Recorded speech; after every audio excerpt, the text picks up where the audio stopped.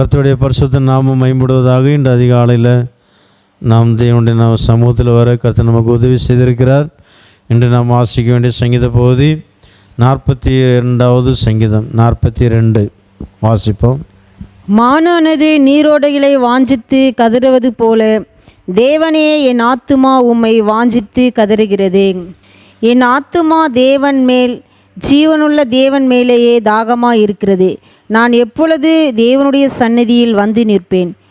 உன் தேவன் எங்கே என்று அவர்கள் நாள்தோறும் என்னிடத்தில் சொல்லுகிறபடியால் இரவும் பகலும் என் கண்ணீரே எனக்கு உணவாயிற்று.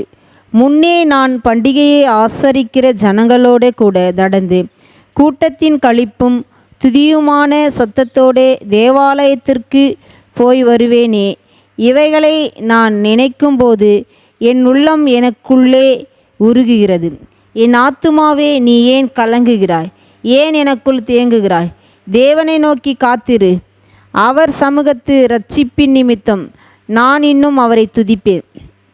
என் தேவனே, என் ஆத்துமா எனக்குள் கலங்குகிறது.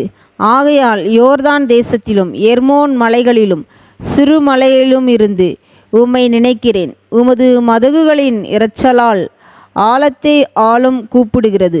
உமது அலைகளும் திரைகளும் எல்லாம் என்மேல் புரண்டு போகிறது. ஆகிலும் கர்த்தர் பகற்காலத்திலே தமது கிருபையை கட்டளையிடுகிறார். ராக்காலத்திலே அவரை பாடும் பாட்டு என் வாயில் இருக்கிறது. என் ஜீவனுடைய தேவனை நோக்கி விண்ணப்பம் செய்கிறேன். நான் என் கண்மலையாக தேவனை நோக்கி, ஏன் என்னை மறந்தீர்? சத்ருவினால் ஒடுக்கப்பட்டு நான் ஏன் துக்கத்துடனே திரிய வேண்டும் என்று சொல்லுகிறேன். என் தேவன் எங்கே என்று என் சத்துருக்கள் நாள்தோறும் என்னோடு சொல்லி என்னை நிந்திப்பது என் எலும்புகளை உருவ குத்துகிறது போல் இருக்கிறது. என் ஆத்துமாவே, நீ ஏன் கலங்குகிறாய்? ஏன் எனக்குள் தேங்குகிறாய்? தேவனை நோக்கி காத்திரு.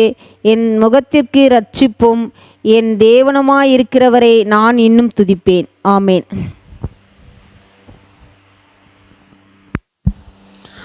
ஆமேன். கர்த்தருடைய பரிசுத்த நாமம் மேம்படுவதாக. இன்று நம்முடைய தியானத்திற்கு வாசிக்க வேண்டிய வேத வசனம் 11வது வசனம். என் ஆத்துமாவே, நீ ஏன் கலங்குகிறாய்? ஏன் எனக்குள் தேங்குகிறாய்? தேவனை நோக்கி காத்திரு. என் முகத்திற்கு இரட்சிப்பும் என் தேவனுமாக இருக்கிறவரை நான் இன்னும் துதிப்பேன். தாவீது அப்பப்போ சோர்ந்து போவார். அப்போ ஆத்துமாவில் மிகவும் சோர்ந்து போகும்போது அவருடைய மாம்சத்தின்படி அவர் சொல்லுகிறார். மாம்சமான சரீரம் அவருடைய ஆத்மாவை பார்த்து என்ன சொல்லுதுன்னா, என் ஆத்மாவை நீ ஏன் கலங்குகிறாய்?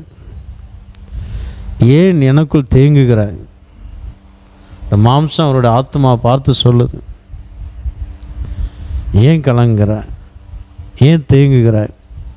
சில நேரங்கள் நாமும் நம்முடைய பிரச்சனைகளை பார்த்து கலங்குகிறோம், தேங்கி போகிறோம், பயப்படுறோம்.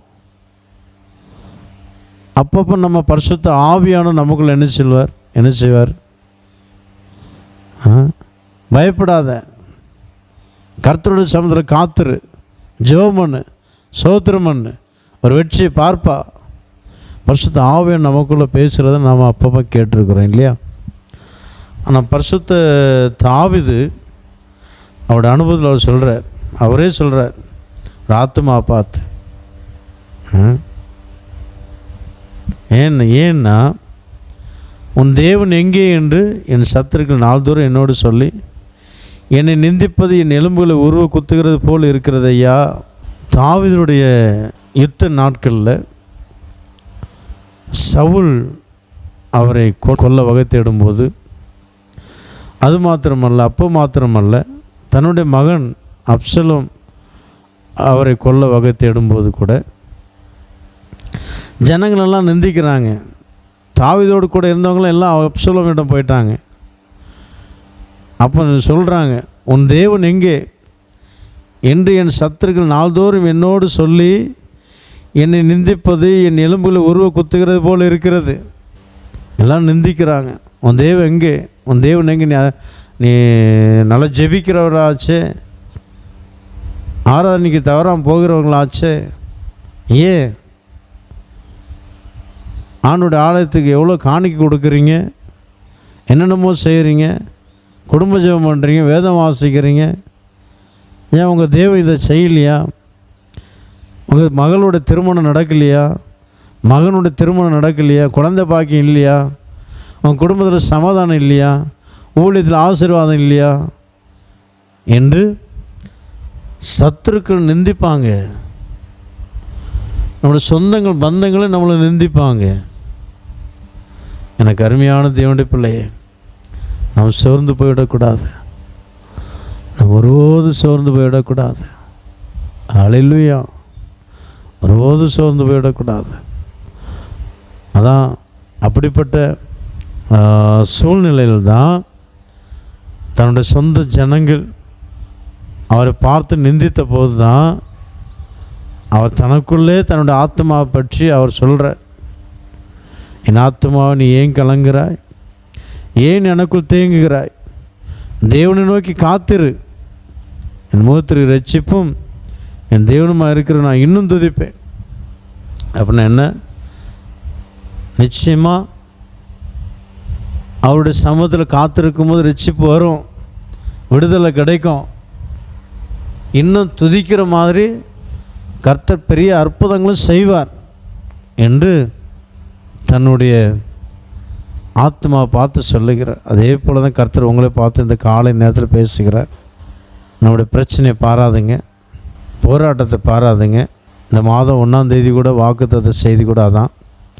அவருடைய சமுதிரம் துதிக்கும்போது நிச்சயமாக நாம் ஆசீர்வாதத்தை பெற்றுக்கொள்ள முடியும். காத்திருக்கும்போது, அவருடைய சமுதிரம் காத்திருக்கும்போது என் முகத்திற்கு இரட்சிப்பும் என் தேவனுமாக இருக்கிறவர் நான் இன்னும் துதிப்பேன். துதிப்பேன்னு என்ன அர்த்தம்? அவன் நிச்சயமாக எனக்கு விடுவிப்பார். நான் துதிப்பேன், நன்றி சொல்லுவேன், என் அப்பாவுக்கு தேங்க்ஸ் சொல்லுவேன், அவர் என்னை விடுவிப்பார். எனக்கு அருமையான தேவனுடைய பிள்ளை, தேவனுடைய சமூகத்தில் காத்திருந்து ஸ்தோத்திரம் பண்ணி பாருங்கள். பிரச்சனையை பாராதுங்க. பேதுரு பிரச்சனை பார்த்து மூழ்க ஆரம்பித்தார். கடலின் அலையை பார்த்து மூழ்க ஆரம்பித்தார். இயேசுவை மாத்திரம் பார்த்து செல்லும்போது அவர் கடலின் மீது நடந்தார். அப்பவும் அலை அடித்தது, காற்று வீசினது, அப்பொழுது மூழ்கவில்லை. ஏனென்றால் இயேசுவை பார்த்து நடந்து சென்றார். ஆனால் தன்னுடைய முகத்தை திருப்பி எப்பொழுது அலையையும் காற்றையும் பார்த்தாரோ அப்பொழுது மூழ்க ஆரம்பித்தார். நம்முடைய வாழ்க்கையில் கூட பிரச்சனை பாராதீங்க, போராட்டத்தை பாராதீங்க, சோதனையை பாராதீங்க, பலவீனத்தை பாராதீங்க, வியாதியை பாராதீங்க. நீங்கள் பார்க்க வேண்டியது இயேசு. அவருடைய முகத்தை பார்த்து நீங்கள் ஆண்டவரே சோத்திரம் சோத்திரம் நன்றி அவருடைய சமுதிரம் காத்திர சொல்லி பாருங்கள். நிச்சயமாகவே பெரிய ஒரு விடுதலை பார்ப்பீங்க. கர்த்தர் நம்ம ஒவ்வொருத்தருக்கும் உதவி செய்வாராக. கண்களை மூடுவோம். சர்வ வல்லமையுள்ள பிதாவே நன்றியோடு சோத்திரிக்கிறோம். அப்போ இந்த காலை நேரத்தில் நம்முடைய சமுதிர வேதத்தை வாசித்து தியானிக்க உதவி செய்து நமக்கு நன்றி செலுத்துகிறோம். இந்த சங்கீதக்காரன் சொல்லுகிற அந்த வார்த்தையின்படியே அப்பா நாங்களும் அப்பா சோர்ந்து போகிறோம். ஆத்மா பார்த்து ஆண்டவரே பரிசுத்த ஆவியானவர் எங்களை ஒவ்வொரு நாளும் தேற்றுகிறது. பயப்படாதே, கலங்காதே, ஆண்டோடைய சமூகத்தில் காத்திரண்டு ஒவ்வொரு நாளும் பரிசுத்த ஆவியானவர் எங்களோடு பேசுகிறதை நாங்கள் உணர்கிறோம் ஆண்டவர்.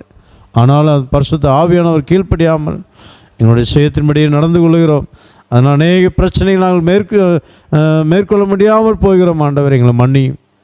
இந்த காலை நேரத்தில் எங்களோடு பேசின வார்த்தைக்காக நன்றி. இந்த வார்த்தையின்படியே பரிசுத்த ஆவியானவர் எங்களோடு பேசும்போது உம்முடைய சமூகத்தில் காத்திருந்து உம்மை துதிக்க மயம்படுத்த எங்கள் ஒவ்வொருத்தரும் உதவி செய்வீராக. அப்போ அவனுடைய ஆசீர்வாதத்தை பெற்றுக்கொண்டு ஆண்டவர் எங்களை நிந்திக்கிற பரியாசமான ஒவ்வொருத்தரும் முன்பாக தலை நிமிர்ந்து நடக்க வைக்க வருவதற்காக உமக்கு நன்றி செலுத்துகிறோம். அப்போ அவனுடைய நாம் மயம்பட கிருபை கூட இருக்கட்டும். ஆசீர்வதி அப்பா சோத்திரம் சோத்திரம் சோத்திரம். இந்த நாள் முழுவதும் எல்லாருடைய பிரயாணங்களிலும் எல்லா ஆபத்து விபத்துகள் நின்று விலைக்கு பாதுகாத்து கொள்ளும். அப்பா சோத்திரம் சோத்திரம் ஆண்டவரே சோத்திரப்பா. பலவீனமாக வியாதியாக இருக்கிற ஒவ்வொருத்தருக்காக ஜெபிக்கிறோம். ஒவ்வொருத்தரும் பலப்படுத்து சுகப்படுத்தும். தெய்வீக சமாதானம் சந்தோஷத்தை கட்டளையிடும். சமாதானம் இல்லாமல் ஒவ்வொரு குடும்பங்களும் சமாதானத்தை ஊற்றுவீராக. பிரிந்த குடும்பங்கள் ஒன்று இணையட்டும். நாம் மகிமைப்படட்டும். இந்த நாள் முழுவதும் இந்த பிரச்சனைகளோடு கூட இருக்கட்டும். வார்த்தையின்படி ஜீவிக்க உதவி செய்யும். இயேசு கிறிஸ்துவின் நாமத்தில் வேண்டிக் கொள்கிறோம் எங்கள் ஜீவனுள்ள பிதாவே, ஆமேன். கர்த்தர் நம்ம ஒவ்வொருத்தரையும் ஆசீர்வதிப்பாராக. ஆமேன். God bless you.